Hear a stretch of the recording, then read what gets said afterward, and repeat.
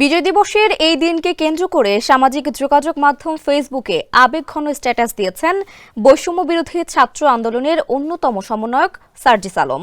ওই স্ট্যাটাসে তিনি লেখেন যে স্বপ্নগুলোকে বুকে ধারণ করে ৭১-এর মহান মুক্তিযুদ্ধ এবং ২৪-এর অভ্যুত্থানে লক্ষ লক্ষ মানুষ রক্ত দিয়েছে, সেই স্বপ্নগুলো জীবনের বিনিময়ে হলেও পূরণ করাই হোক বিজয় দিবসে আমাদের দৃঢ় অঙ্গীকার। মহান বিজয় দিবসের শুভেচ্ছা জানিয়ে তিনি লেখেন, ৭১ আমাদের শিকড়, ২৪ আমাদের অস্তিত্বের লড়াই। আরেক স্ট্যাটাসে সার্জিস লেখেন, বিকাল ৩টায় বাংলা মোটর রূপায়ণ টাওয়ারের সামনে থেকে শহীদ মিনার পর্যন্ত বিজয় র্যালি হোক পুরো বাংলাদেশের ঐক্যের প্রতিচিত্র। দেখা হবে বিজয় র্যালিতে।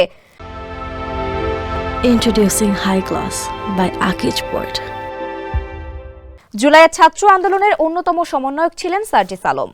সরকারি চাকরিতে কোটা পদ্ধতির বিরোধিতা করে গড়ে ওঠা ছাত্র আন্দোলনটি পরবর্তীতে শেখ হাসিনাকে ক্ষমতাচ্যুত করার আন্দোলনের রূপ নেয়।